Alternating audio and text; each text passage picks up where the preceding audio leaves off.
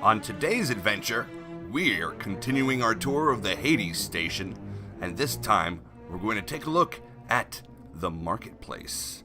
This lower area that has all the buildings that you haven't yet seen and more. Join me, shall you?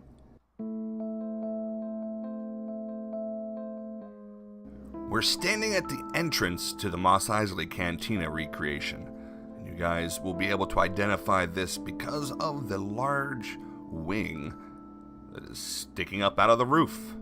There's no bouncers on duty, but I do see the droid alarm. Hopefully that won't give me any trouble today.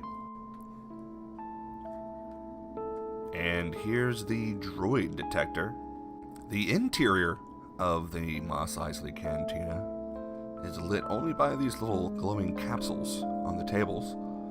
And you can see that there's plenty of little shady booths in which to enjoy your drinks and private conversations in peace. There will be a bartender working here. We've recently hired him. He's coming over from an area called Pandora's Haven. So we'll see what he's like when he gets here. But he will be one of our main information people. As you know, bartenders are just chock full of good information. We have the various drinks, machine, beverage dispensers, beer, etc., mixers. I don't know. If you're looking for the Cantina band, they should be working in this little alcove right here that's been converted into a stage. This here is the famous alcove, where someone shot first. And above, one of the differences between this and the Maas Eisley Cantina from Tatooine is that there is a clear dome at the top. And you can see up and out into space, as well as taking in the views of the city itself. So as you can see, if you're interested in RPing or just hanging out with friends and having a conversation, this location is a great area to come and hang out. Just outside of the Cantina's entrance, and just below the entrance to the bus station itself, goes downwards into an area called the Grotto. We'll save that visit for another day. In fact, we'll include all of this in our Grotto tour in our next video, I guess. But for now, we're going to continue the marketplace. The Cerberus mining union has set up a propaganda outpost here, so I suppose if you are interested, you could try to get work with them.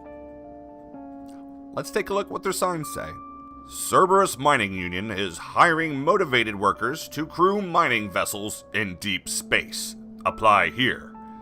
An exciting career for self-motivated workers awaits you with Cerberus. Low wages? No problem. We offer competitive and aggressive incentives to make you rich. Buy in with the Cerberus Mining Union and become a part of a family. See, what they don't tell you, right, is that they have the low wages. They're not saying, hey, do you have low wages in your current job, right? They pay low wages because they offer competitive and aggressive incentives to make you rich, which makes for really awful people. Let's go see the other signs on the other side. Are you happy? Want to be rich AF? Cerberus Mining Union CEO Martin Scalarisis, now the richest single person in all of history. What a shining example of humanity. God bless Martin Scalarisis, a saint. Long hours provide you with the time needed to convert all that ore into fat stacks of cash fast. See, the longer you're out there, and the more you get, it's sort of like this pyramid scheme of like profits. So when like you go out just for a little bit, you don't get a lot when you trade in the ore. I don't know, they got some sort of weird time thing. I don't work for the company. They're jerks. I don't need to know how they work. Leave me alone. The Cerberus Mining Union is here to help provide you opportunities where before there were none. Life equals cash, and we have lots of cash. Oh, and there's the undetonator. These things are handy in case you need to be reconstituted and put back into one man. Or lady. This machine's not sexist. Down this side alley, you can see that there's Cerberus markings on the wall. There's not a whole lot down here. Some sort of closed business. I think this was some sort of betting hub where they would bet on the outcomes of races and things of that nature. Here's another view from the other side of that alley. So across from the Cerberus Mining Union propaganda place is this little storefront here. And this is actually the storefront for the station itself. There's a shop module on the inside. And so you'll be coming to do a lot of business here and do a lot of trade when you're first starting off. Here's that tree again. Hello, apple tree. You're looking magnificent still. There's plenty of trash receptacles around for the station's use. Apparently, there is some sort of transporter that teleports the waste into the center of a sun. That's pretty cool. You just throw it in and poof, it's gone. Here we can see that there's some shops down on the side of the cantina on the outside. They sell various canisters and capsules. And to our left is the front of some guy's bar. And just to the side of some guy's bar is this little alley with a very unique shop at the end. This little shop, in fact, is a tattoo parlor. There's not much else in this alley outside the parlor except for the back entrance to some guys. So is it finally time to go and check out that guy-style beer, ice cold on tap? You know it is. Franchised across the galaxy by some guy, we have Some Guy's Bar. This one is the very same layout as the original one on the Star Squadron planet. However, there have been alterations made to take in the fact that it's on a space station. A large window across the back is new. You can see the TIE Fighter hangar from outside there. And there's the bathrooms, as well as the jukebox. The jukebox. And over here, I remember sitting in and waiting for some guy to get back when I was hanging out with Bugzero one day after a flight. This Some Guy's Bar has a transporter ring built into it. On tap is Gaiakin. Get a beer for $5 or a bucket for 20. Guy Maker, 5 a shot, 7 for 2. Guy Chuck, 4 a bottle. Guy Style, $2. Guy Wiser, $6, buckets 20, and Salty Guy, 5 a shot. He loses points on his Yelp score, though, because his toilets are broken. It's just exposed pipe. In both of them, in fact. So that was Some Guy's Bar. And I'm told that in lieu of bathroom, go down this alley and you'll find a porta potty. This porta potty is also broken. The door is knocked off. It's laying on the ground. And there's all sorts of brown ooze that has come out and stained the decking. And gross. But hey, check this out. Right next to it. I thought it was a public undetonator, but it is not. I think there's a reason why all of this is rusted out in the corner of this alleyway. Can you guess? So outside of Guy's is a little staircase that leads down into the marketplace center. Another transport area. This place is lousy with transport areas, but that's good. We want you to be able to travel around easily from ship to ship. And from space station to ship and space station to space. You get the picture.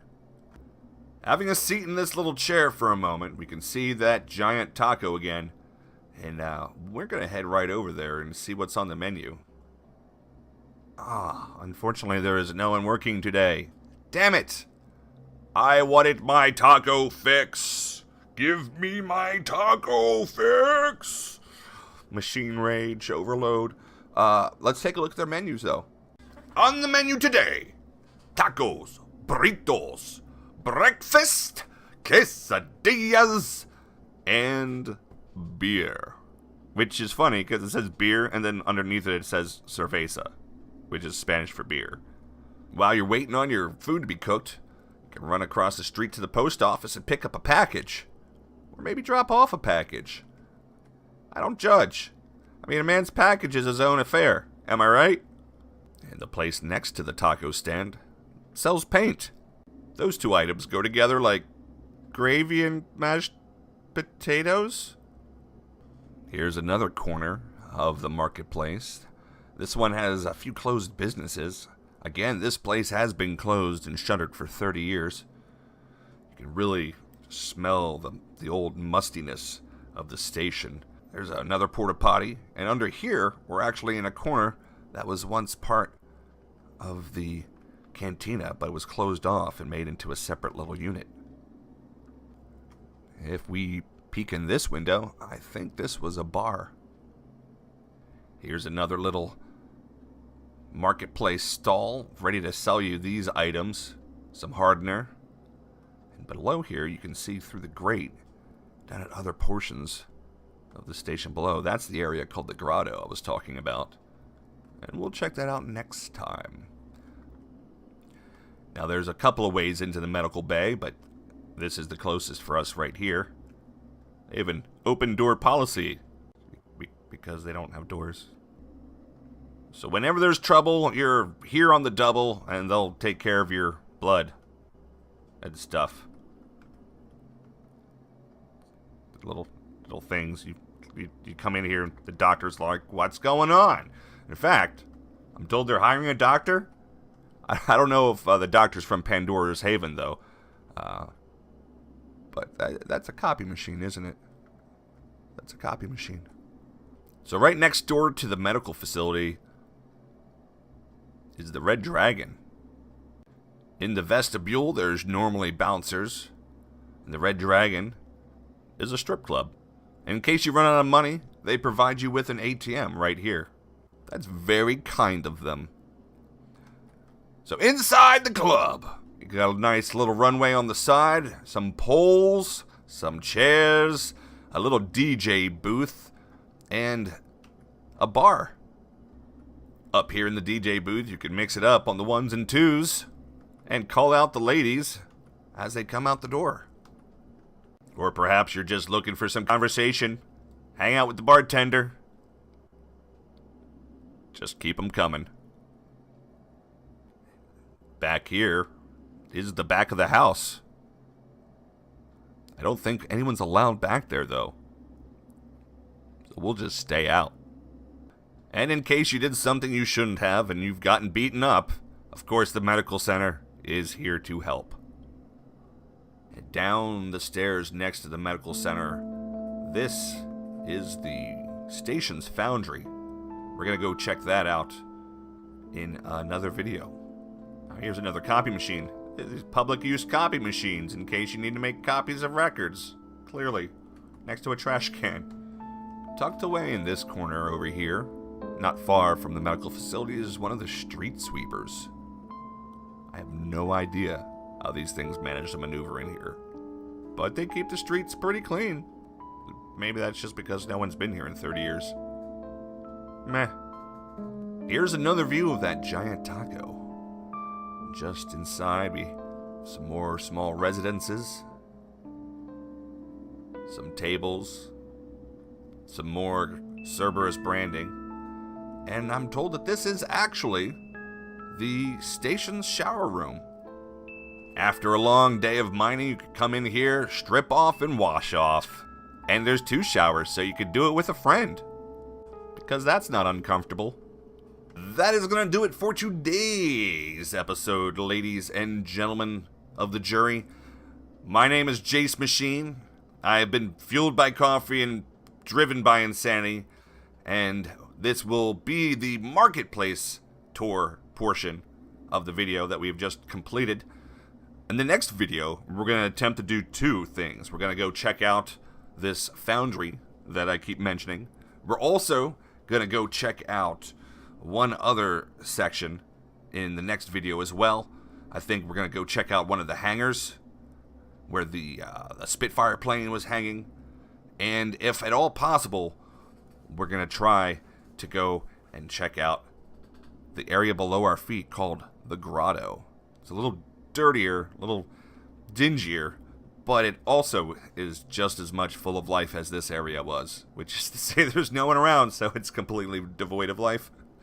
Or for now, that is. I love you guys. I hope you enjoyed watching this tour.